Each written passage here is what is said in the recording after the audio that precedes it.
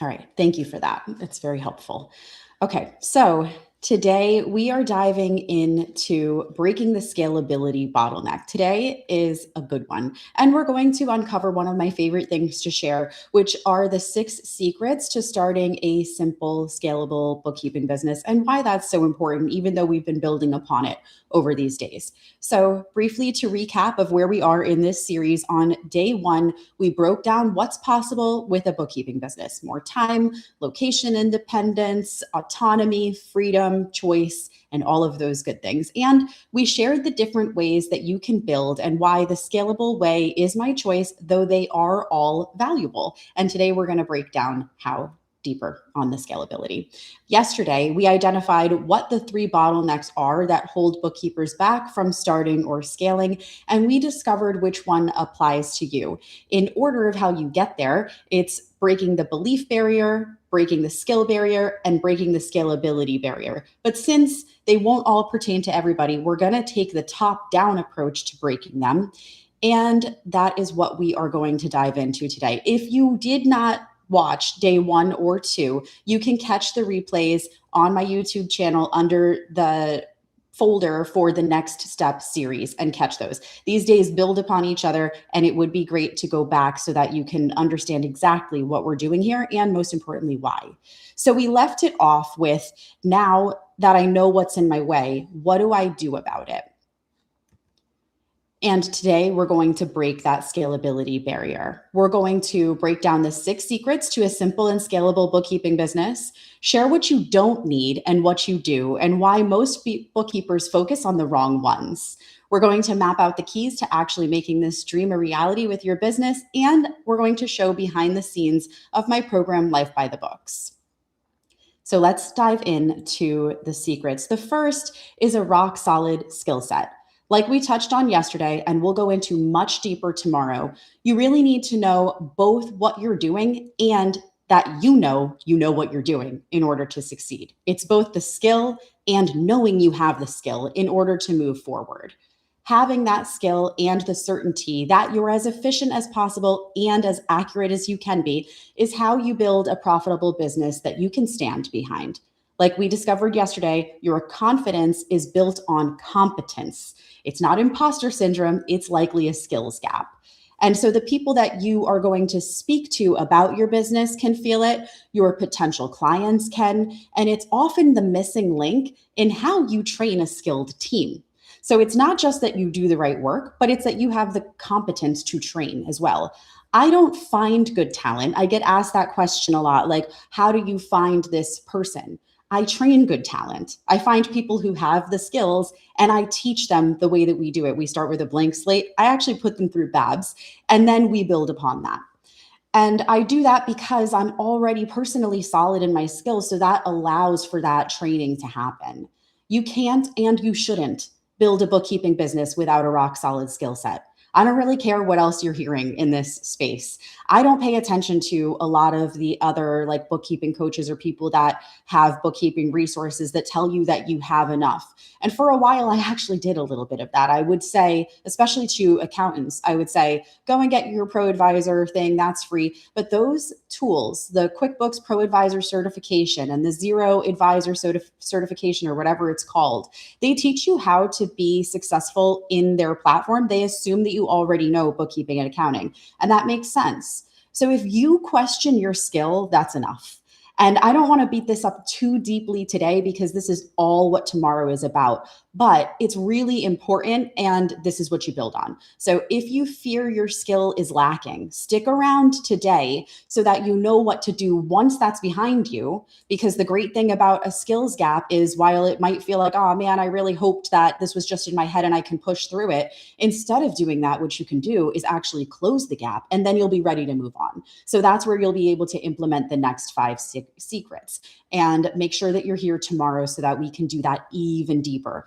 At a quick glance, just so that you know what we're going to cover, we're going to cover what you actually need to know, which are the basics of accounting, the basics of bookkeeping, the basics of tax without being a tax preparer, and how to find answers that you don't have, and how to lean on the tax preparer because that's a delicate line. So that's what we'll dive into more and a little bit more tomorrow. But now going back to the 6 secrets, assuming you already have that skill that you're building on, which is a no-brainer. Secret 2 is a scalable offer. If you're looking for freedom, you always have to be thinking in terms of what is scalable. You should write that down. If you're looking for freedom, you need something that's scalable. So what does that mean? It's nothing crazy. It's nothing fancy. It just means that you can take on more capacity, more clients, have more offers without always giving a proportionately equivalent amount of your time. Your time is not connected to what you're able to offer. And that makes sense for people like you, right? You're able to take on more without it being tied to that much of your time. So today, we don't have to consider your income cap at the capacity of hours that you have to work and the max dollar that you can charge for your time. So just to say that again, and we're going to get a little bit into the hourly rate and some calculations today, but you don't have to think I only have 10 hours and I can only bill $75 an hour. And so that's where I'm stuck. That is employee-based thinking, and it might be where you are today, but it doesn't have to be where you stay, especially with bookkeeping, and especially if you think about it in terms of a business and not just a side hustle or a job for yourself. There are 2 scalable offers in bookkeeping. You can have passive DIY products like my P&L template. I do sell those to entrepreneurs. I've made thousands of dollars over the years in doing that for people who aren't ready for outsourced bookkeeping. And then there's monthly bookkeeping services where you can source and set up the client. You find them, you sign them, you put the system in place, and then you train your team to do the bulk of the work. Again, I'm very realistic here. So I'm not saying that it's all of the work. It's just the bulk of the work. And out of these 2 options, I'm curious which one seems the most appealing or scalable to you. Would you rather DIY templates or bookkeeping services? I know for me, for a long time, I thought it was going to be the templates. It seems like that's the thing that you don't have to tie your time to. And this is sort of a trick question because it took me a while, years, in fact, many years, to realize that this service of bookkeeping was scalable. It's scalable when you put in a team. It's scalable when you focus on simplicity. It's scalable when you have really good systems that keep you in place and keep your time limited. There's a lot of things that you can automate with systems. And I'm not talking AI or anything fancy, just a lot of ways that you can shrink your communication and you can guide your client and you can enhance the way that they're doing things. And especially in the sales process, in the sales and marketing, so that you're spending less time. And the best thing about bookkeeping, different from most other offers and most other service industries too, is that when your clients sign, there's no end in sight to how long they stay. For a very long time, my retention was insane. It was through the roof. I had clients that stayed with me for like 3 to 5 years. Now, I like to be realistic that clients do fall off. I break this down in my episode that did my P&L review because I talked about what 2025 was like, how many clients left and how many signed, and what it took to get those clients, which was just existing, really.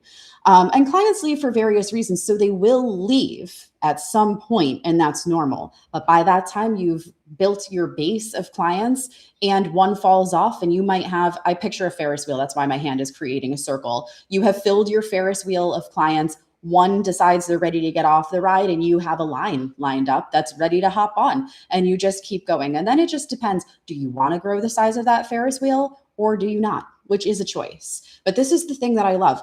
Not just monthly recurring revenue in bookkeeping, but perpetual monthly recurring and revenue with no end in sight. This is big. So to make your services the most scalable, it's important to be selective with your clients and the services that you're offering. Which ones actually allow freedom? Which ones are easily trainable?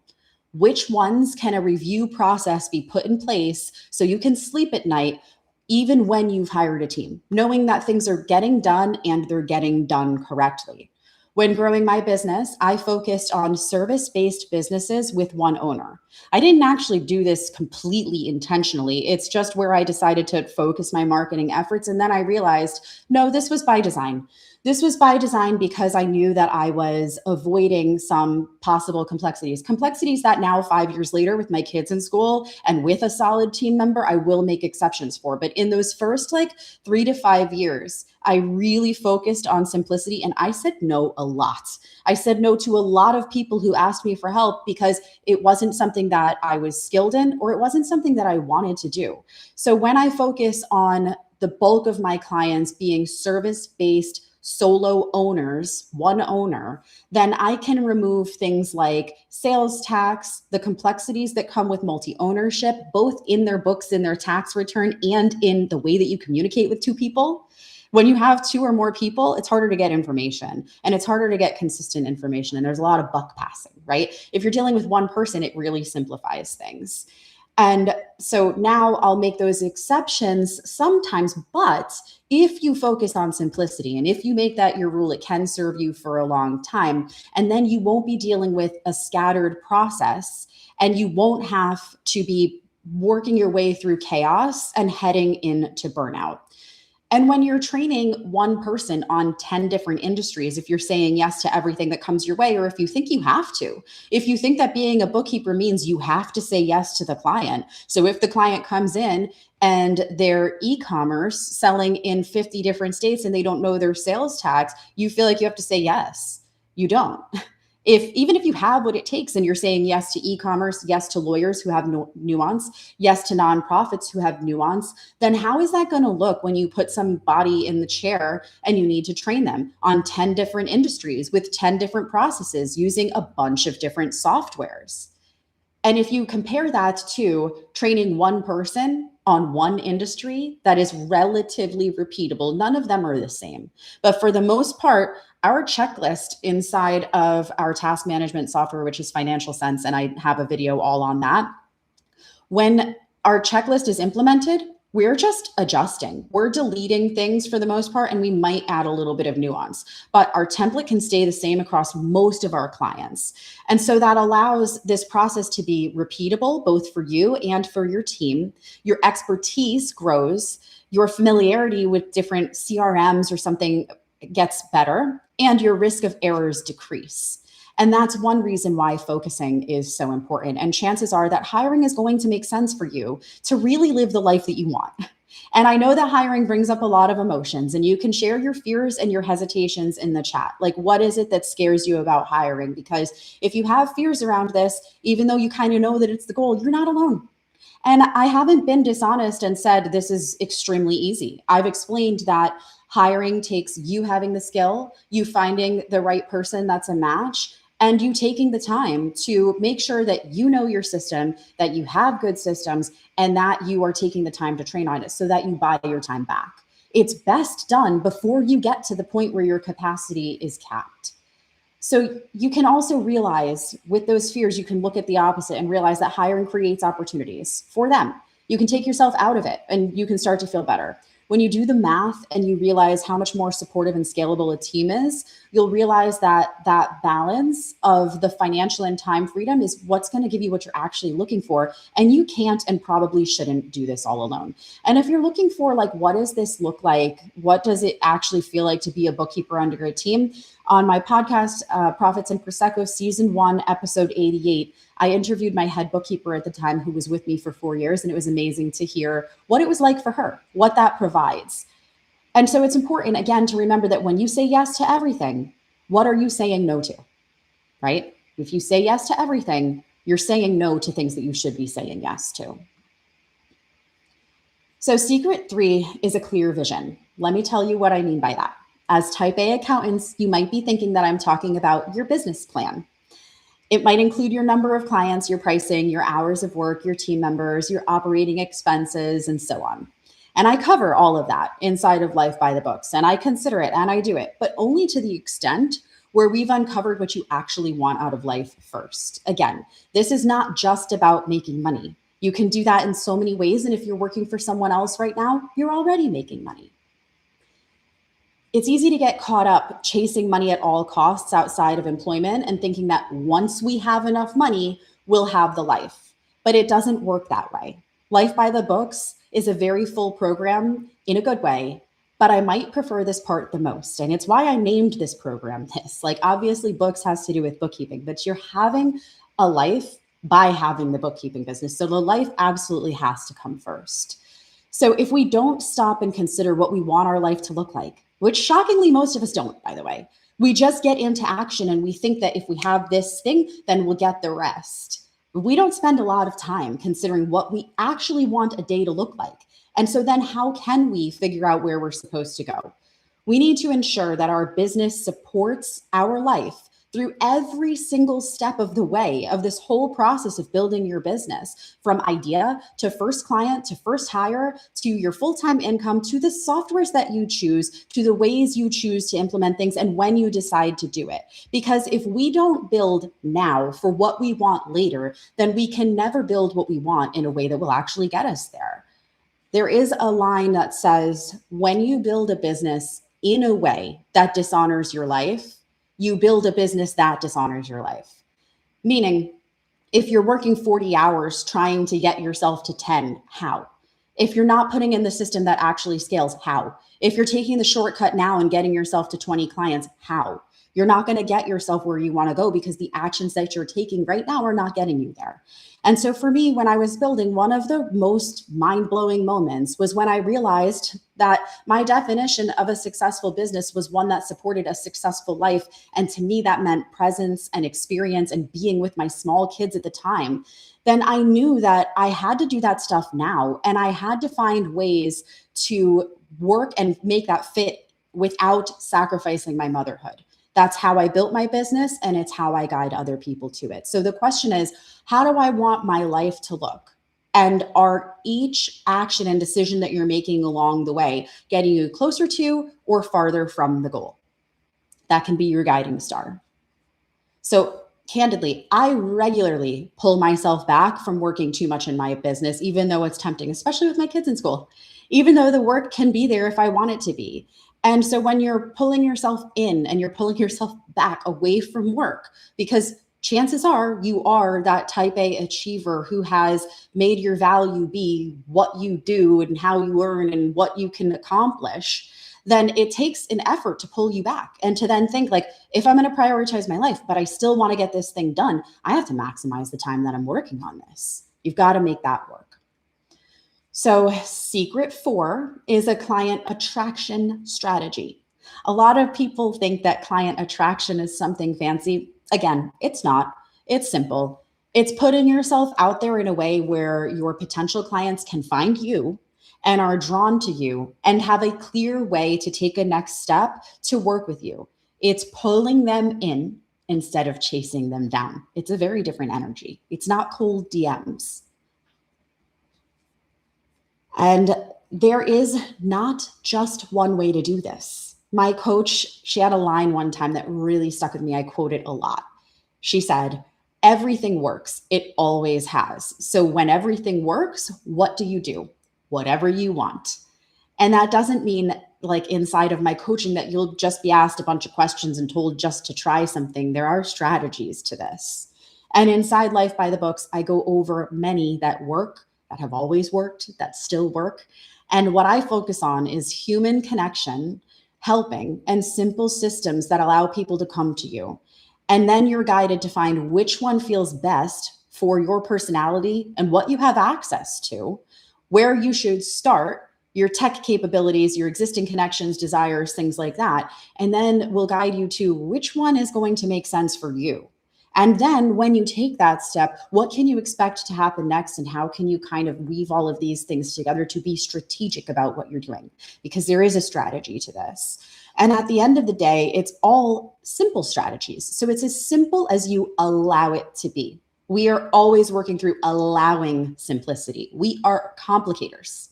We are gross complicators. We make things so much harder than they need to be. This is not rocket science. While the skill matters, it can be learned. And once we learn it, it is not rocket science. We don't have to make this so hard, and we don't have to make client attraction or sales hard.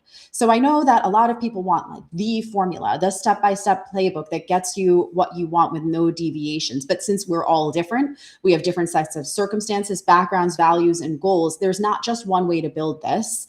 And they shouldn't all look the same. This shouldn't be a one-size solution. It should be tailored to you through all phases. Secret 5 is a feel-good sales process. I wonder how you feel about sales, if they make you cringe. Like if just saying sales, you're like, I was really hoping that you were going to skip over that part because I don't want to be a salesperson. Yeah, you're not alone. Most accountants and numbers people don't choose the professions that would force them into sales. We avoid that. We want to be behind the screen. We want to do the black and white. We want to check our work and get our answers right. Show of hands if I'm right. I love math. I love helping my kids with math because we can check our work and it's beautiful. And that's very black and white and easy. And it doesn't require sitting down and trying to sell someone something. So I know that this concept overwhelmed me and it kept me small for a long time because like I said, I only got to 5 clients accidentally. These people were basically asking me. It made it very easy for me to sell.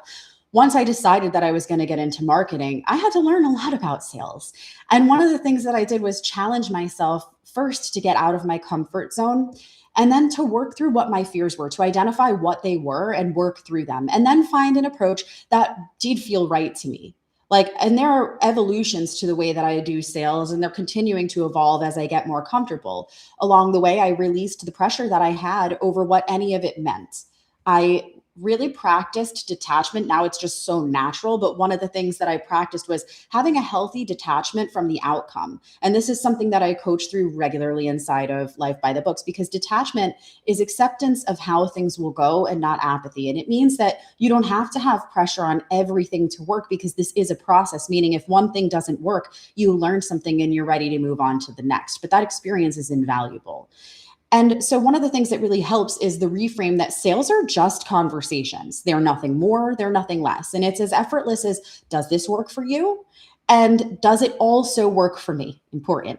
And when we can meet in the middle of what works for each other, then we move forward.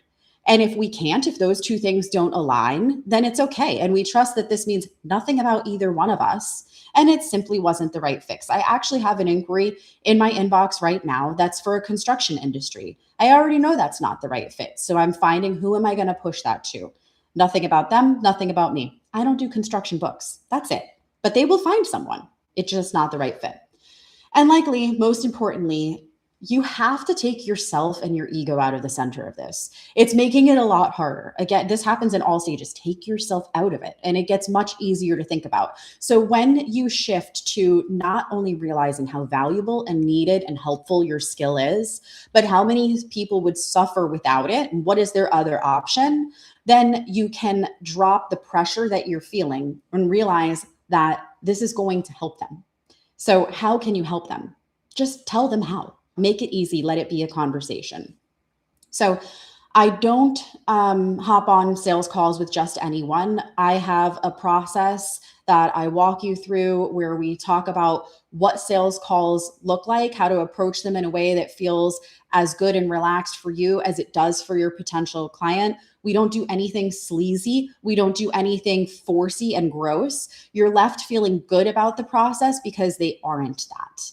And it's important to add that our sales process is organized. It's strategic. This is not just like going in and like, okay, it doesn't matter, and you're kicked back not caring. No, you have a plan. You have questions to ask. You know exactly what you're looking for in the books. You're guiding and you're leading this conversation, and you've informed them of what it looks like. Just like today, just like this series, you guys knew what you were getting in for. So there's no surprises, and I'm sharing information with you. And when you're on these calls, you're asking them information, you're getting clarity, you're guiding through what you need to know to be informed enough to see, is this something that's going to work? And if so, what does it cost? And then when do we start?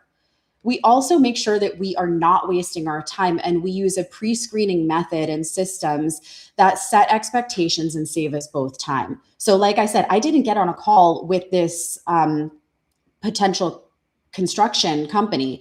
I received a form. I know it doesn't work. There's going to be no call. When I find a person to send them to, or if I find a person to, it's going to be how I respond. So we're clear and we're not wasting time. And then when we do come to the call, for those that it does work for, we're very organized and we know exactly what we need to say. So we're pre-screening and we're pre-qualifying and we're ready to go, so that we've already done a lot of the work before we're talking. By the time we're talking, we know that this is going well. Number six, secret six, is a solid support system. You may already have one, and you would be lucky. I know that a lot of entrepreneurs are missing this. They're lacking this. And maybe you don't consider yourself an entrepreneur, but if you're starting on your own, if you're going to be building a business, you are. And there are so many shifts, not just these, there are so many more that happen to break the mold, especially from being an accountant and an employee to being a business owner. You almost have to take everything that you knew about how to be a great employee, which I'm sure you are, and turn it on its head to make it work in business because you're taking on a completely different role and you have to think about things completely differently. So when you do this and you're talking about it to people who might be your coworkers, they might be your friends and family that know you in one certain role and they want to keep you safe, then you may be met, maybe you're not, but a lot of people are met with perceived or real criticism, doubts, and fears. And it could be their own disbelief, disinterest, or lack of understanding. Like I said, this is okay if you're experiencing this and it's normal. Think about how you feel when someone shares something that you're not interested in or that you haven't done. And you're like, wait. Like I'm thinking about being in Costa Rica and my kids were about to jump off of like, I don't want to exaggerate it, but like a rock, on a rope swing into water. And I'm over there going like, because I've never done it. So I was scared, but the person helping them had and knew exactly what they were doing and they weren't scared. So what did I do? I got out of the way. I literally hid behind a tree while they did something that I was afraid of because I never had the courage, and I still don't and probably never will, to do what they were doing. But they were fine. So sometimes what we're being met with is love and misplaced fear and trying to keep you safe, but certainly not relating. So it was really important for me when I was growing my business to have support from others who had done what I wanted to do or were working towards it. Because if you're met with criticism and doubts from others, they can definitely seep in. A pro tip for yourself is to ask yourself, the people who are instilling fear, criticism, and doubt, do they even have the life you want? But have they even come close to doing what you desire? If they don't have a life you want, are they really the person that you want to be taking advice from? Are they just putting on their glasses of their own lens and then projecting how they feel onto you? So if you're lacking the type of support system who can bring you from where you are to where you know you're meant to go, or simply looking to enhance your support system, then Life by the Books is definitely a place where you can do that. So keep in mind that a support system, even if you lack it today, can be found. And if you have one, it's important to lean on it, from brainstorming and sharing wins to being talked back up, or also moments where you just want to be seen, heard, validated, and given grace, because all of that is necessary. So to recap the 6 secrets, and I've got plenty more for you, is 1, a rock solid skill set. You can screenshot this. 2, a scalable offer. 3, a clear vision. 4, a client attraction strategy. 5, a feel good sales process. And 6, a solid support system. So I'll give you one more second to do that. And then we're going to reframe the way that we think about things now. You don't need more time. You need to make more per hour, because freedom comes from maximizing your dollars per hour, not working more hours. And this is the trap that we can often get stuck in. So even though I don't track, quote, or bill in hours, as I've shown you in day 1, I absolutely consider them, and you should too. So we all know the formula for our hourly rate. Income earned divided by hours worked equals your hourly rate. For all of us, one of these things is limited, finite, and it's our time.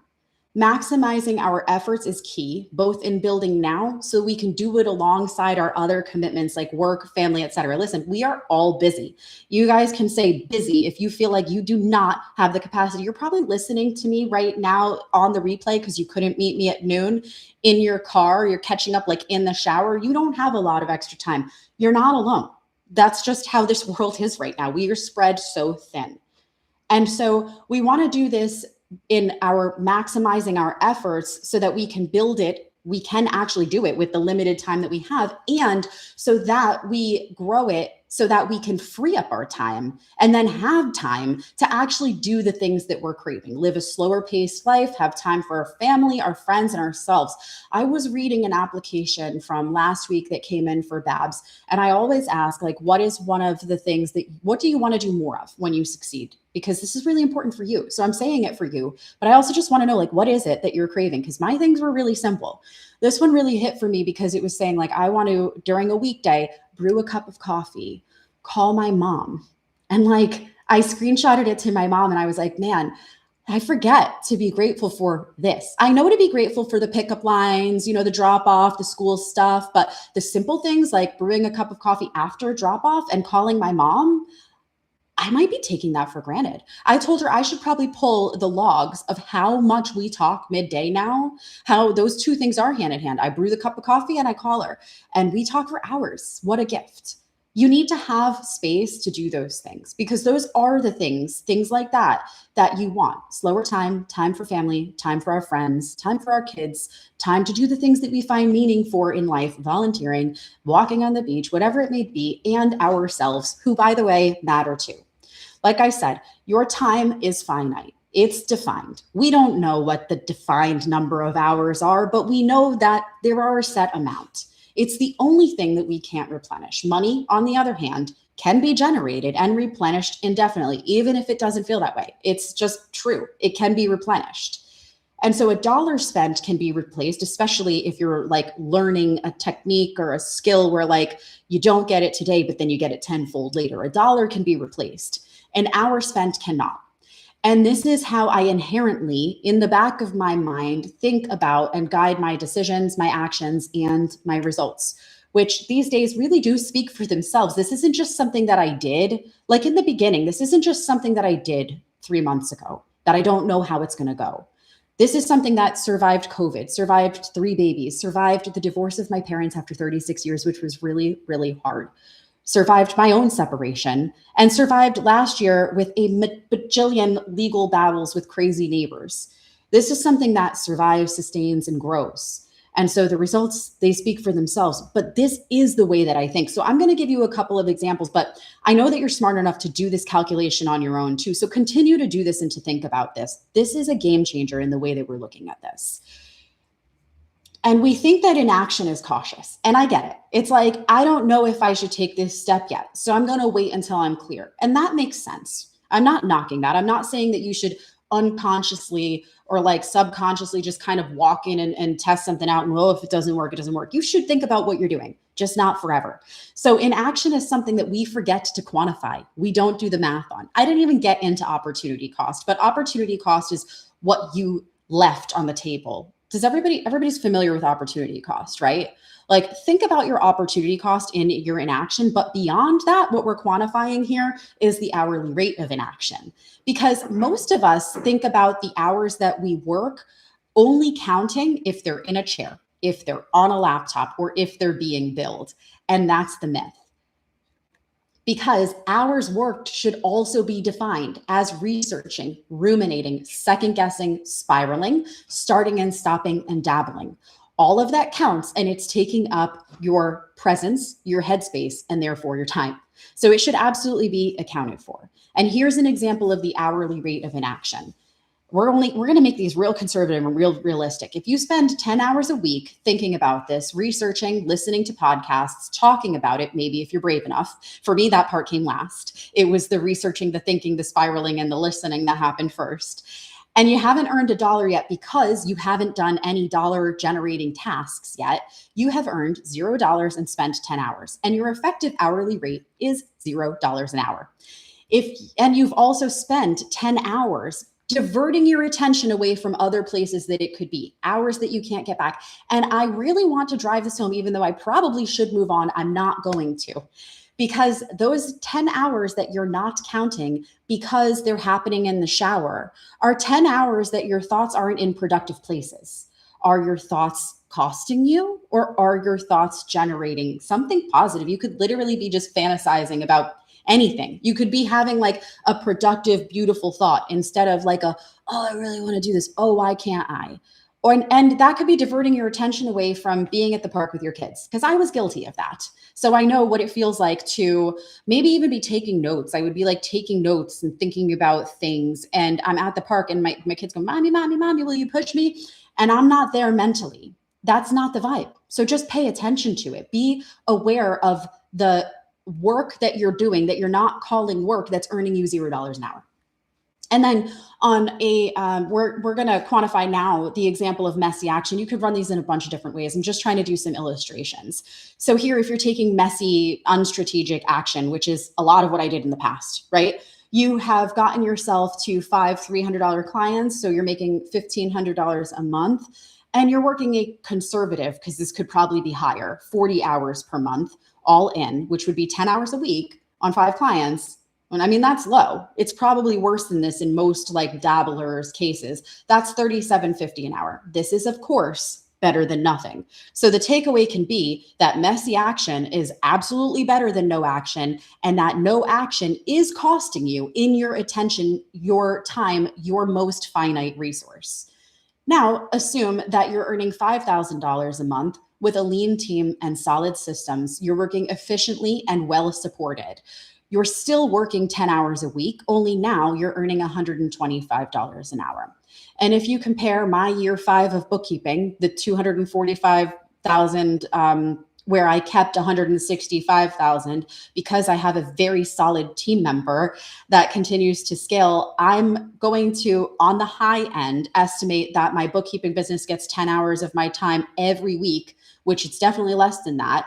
My clients that I'm serving are more than this. I have a stronger team paying more than I was paying in those days, but yet my hourly rate has spiked to over $300 an hour on the bookkeeping business if you think about that time. And of course, that didn't happen in year 1. And I don't want to promise that to you, which is why I didn't make a slide about it.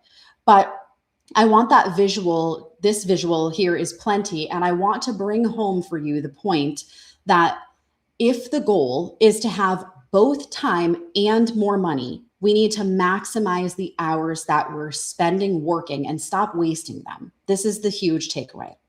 Take a screenshot of that, remember that, and now I'm going to move on to what you don't need. Okay, so let's shift into what you don't need and what you actually do. I know a lot of people spend a lot of time on these things, not that they're not valuable. But before you start, you don't need a perfect business name. Is it nice? Sure. Did I belabor the name of mine for way longer than I should have and still not love it? Yeah. You don't need a designer website. You don't need, I remember looking into a website when I was first considering websites, and granted, this was years ago. It was like $5,000 for a designer to do it. Didn't need that. You do not need thousands of followers. You don't at all. Sometimes the smaller groups are just so much more engaged. Sometimes starting is just so contagious. You don't need a big following. You don't need more certifications or another degree. You do need to know what you're doing though. So stay tuned tomorrow for that. Most people get stuck overthinking the wrong things, and it's not what actually matters. Here's what you do need, which are a slightly differently organized group of the 6 secrets. Essentially, you need sales skills and confidence. You need to master how you have client conversations, build trust, and convert interest into paying clients without feeling awkward. You need clear pricing and payment systems. You need to know your rates. You need to present them confidently, and you need to ensure that you have seamless contracts and a reliable and easy way to get paid. You need to have a good client experience. You need a simple, repeatable process to onboard, serve, and retain your clients to ensure that they're satisfied, because retention is key in this Ferris wheel. And what happens is once you build that base, they grow clients for you even when you don't want them. You will get referrals as you focus on wowing and just even serving and retaining your clients. I keep getting asked about how to wow clients. It's going to be in the process, which is going to be covered tomorrow. I missed the last step. Sorry. Because there was the client experience and then sustainable support and growth. You need to set up your systems right, and you need to gain support to manage your workload without burning out, making your growth manageable. So that I'm talking about your team and having support and community so that you're growing and you're strategizing your next steps so that you're not doing something that works but doesn't work scalably, something that you have to undo later. That's really important. So mastering these 4 pillars is the difference between feeling stuck and thriving. And it's exactly what Life by the Books was designed to help you achieve. So I'm going to share with you what Life by the Books is, and I'm going to show you behind the scenes too. So I want to invite you to start looking at Life by the Books. I want you to wait until day 5 because I'm going to have a special offer for you.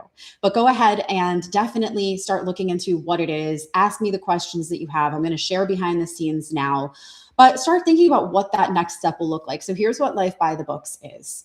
It is a complete program designed thinking about what would it take for you to grow and succeed faster, to avoid the mistakes, to avoid the time spiraling, and to know what you're capable of. And this is the solution to that. So it's going to help you build, grow, and scale a profitable bookkeeping business on your terms, whether you're just starting out or you're ready to double your client base, because people absolutely come for both of those realms. No clients all the way up to like 20. I think that that's about as high as we've gone, but not to say that you couldn't have more. If you know that you are working, but you don't have the life yet, then anything that you need is inside of this program. And I make sure that it's not bifurcated. It's not hidden behind other walls. You've got everything that you need to see the vision and to grow in that way. So a quick testimonial from Jess, a former Libby member. I couldn't be more thrilled with my Libby experience. The material is incredibly thorough, covering everything I need to know in detail, yet the steps provided are clear and actionable, which was the goal. Give you what you need, but give you that guidance and action. And Megan said, I'm so thankful I found Katie and her courses. I knew I could do this business on my own one day, but having a community and support was a huge game changer. So here is what Libby includes, and then I will show it to you. So it covers everything that you need to really lock in those 6 secrets. It's going to give you the confidence to get clients, the strategies that work, strategies to scale, the support that you need, and it's all in Life by the Books. It's a complete toolkit for building a profitable, scalable bookkeeping business, and it's more than just a course. Because while the course would contain all of the information, there is so much that goes between being told what to do and then actually taking your next step. I have to work people through regularly and always like, this is in here. This is how you do it. And that's what you need, is the support in deciding like, this is the idea. Now, how do I execute it? Or this is how I'm executing it. How does that sound? Or this happened and it threw me off. Now what? You know, you are not just given information. You're given information with structure so that you don't have to wait, so that it's the most organized that it can be. And then you're giving tailored guidance. And I'm acting as your concierge because I want you to go through the course, which I'm going to show you in a minute. But it's a lot of information to just hear before you've taken a step. So you'll tell me and I'll say, oh, this is what you should do. Now go back and listen to this, because when I created this program, it was hours, weeks, months of really being detailed to make sure that it's covered. So when you're ready for that specific thing, you can go to it, and you always retain access to the course. So the course is essentially the overarching framework and theme of how you get from point A to point B, and then being guided back to those resources and coached through it. So it includes that course that takes you step by step through every stage of building a successful bookkeeping business, from setting it up to the client attraction, to your sales process, to the client experience, hiring, and more. And then it has monthly support, which has like, it's month to month support. It's everyday support. So you have monthly live coaching calls where I answer your specific questions and guide you through real challenges, plus 90 plus binge-worthy replays on a private podcast feed. New members absolutely love these. I'm going to show it to you in just a second. And then access to our private community right now, that's in Telegram, where you can ask for support 24/7. So as something's coming up, or if you're feeling something, or if something's about to happen, then you can pop into Telegram and ask the question. And if there's a better resource somewhere else, I will guide you to it. But this is where we talk and we share wins. And you also get, which is an unbelievable value, monthly live tech talks and a searchable vault with hundreds of topics on the exact tech and client issues that you're facing. So they happen live where you bring your question, but you have access to the vault. So let me show you behind the scenes. And I'm going to have to figure out how to change my share.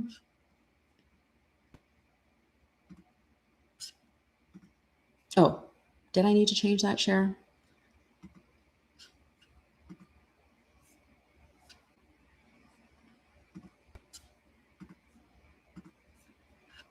Okay, great. Making sure that you're seeing what you need. Okay, so I'm going to go, I made myself a little checklist so that I can get it all covered because it's lots of screens. So first is the course, like I said. You retain lifetime access to this. If I make updates, you get them. Once you're here in terms of the course. So this is where you go through. It's 24 hours of audio only content, which I do have on a podcast feed for those who prefer to listen. That way you can get through the content. You know, if you're already listening on your morning commute, binging the podcast, for example, instead you can replace it with the course content podcast, which is still going to get you, like, obviously watching the videos is better, especially when I'm walking through demos and things like that.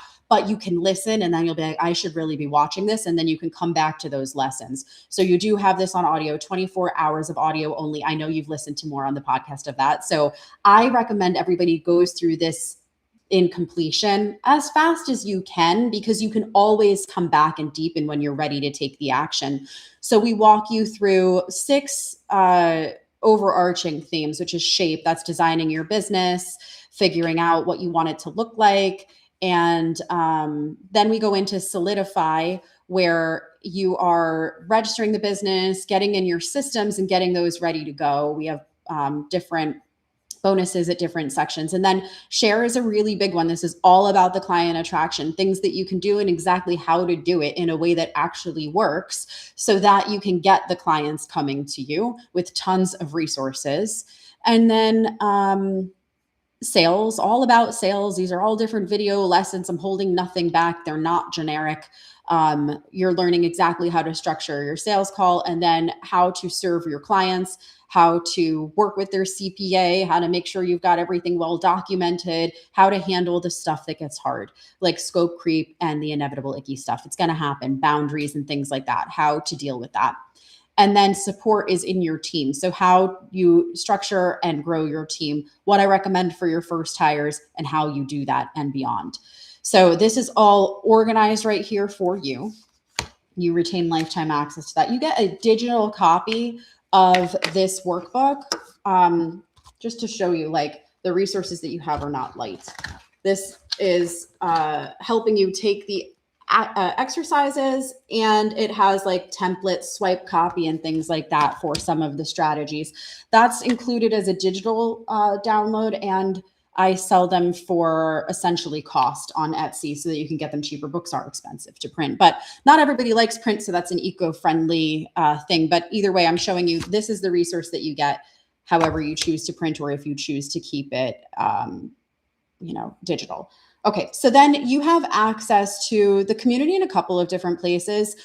Circle is just our community hub because it's created for communities, and we're able to have like searchable topics here. I hate Slack, so we don't do Slack. I know that you can do things like this in Slack, but Slack gets messy to me and I just really don't like it. So this is created for communities. You're able to see who the members are so you can connect, and anything that's something that we want to refer back to, you can come and search for. But we mostly use this for our events and our directory. So yeah, I'm on the group events right now. So you can see, like, we have our monthly live coaching call and our monthly live tech talk. So you get access to that. And then you're in Telegram, which I just moved from Voxer because Voxer was so annoying. You can't even like edit a text, but basically it's voice and text. It operates a lot like WhatsApp. The reason I chose it is because my WhatsApp is full of school. I wouldn't be able to follow you in there, but a lot of the features that WhatsApp has, and it's better than Voxer because I can do polls and I can pin posts, and we can use voice and we can use text, and we use Telegram for our quicker communication.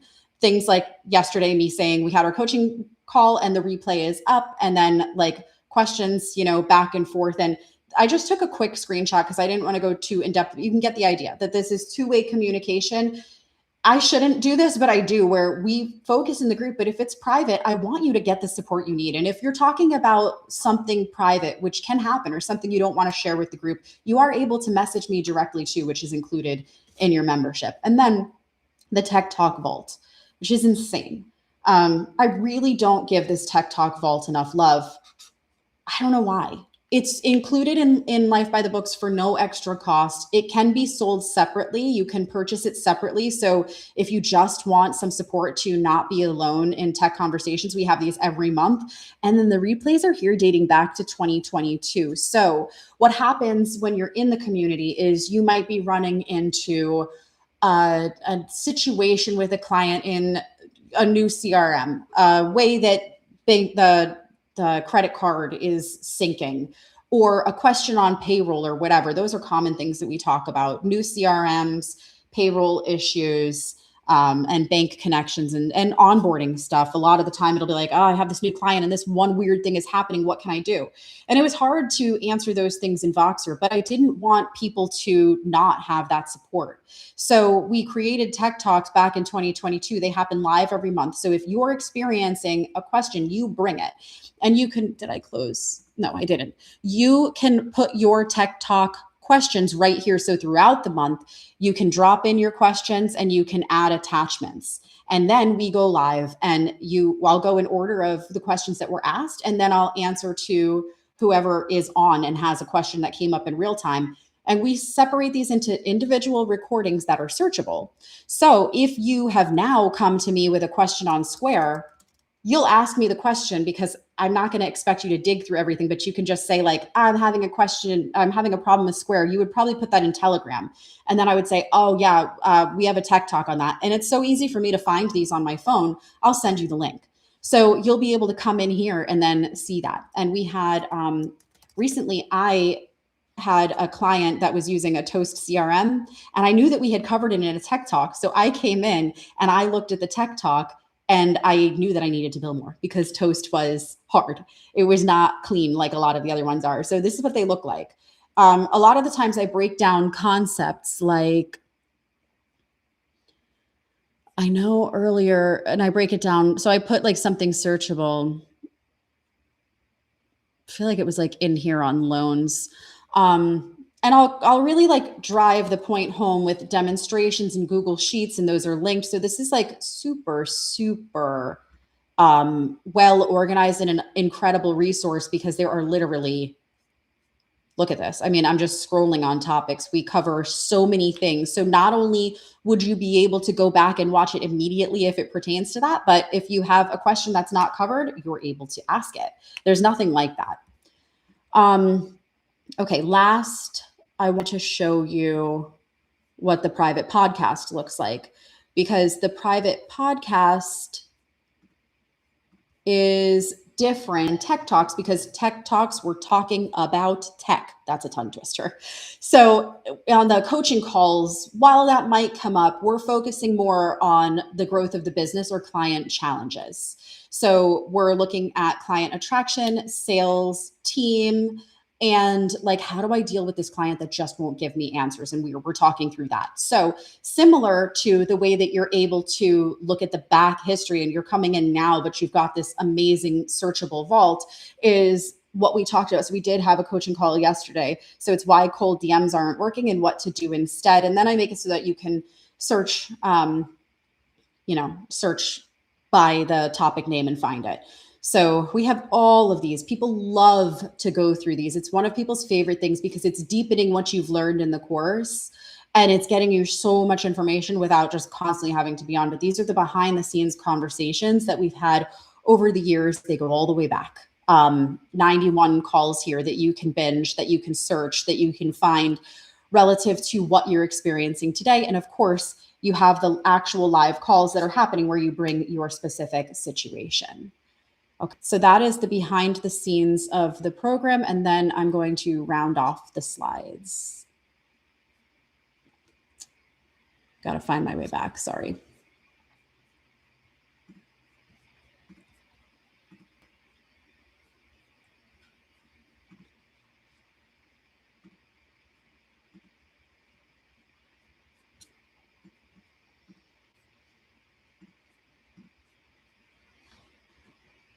Okay, so just a couple more testimonials. This is from Lisa. This program has been invaluable to me to my growth as a new business owner. Katie provides the connecting pieces I would have missed if I tried to do this alone. Her unique perspective to go against the norms has been very welcome and refreshing. And again, on day one, underneath the YouTube video and in your email, I have a bunch of different stories and a snippet of their story so that you can find what relates to you.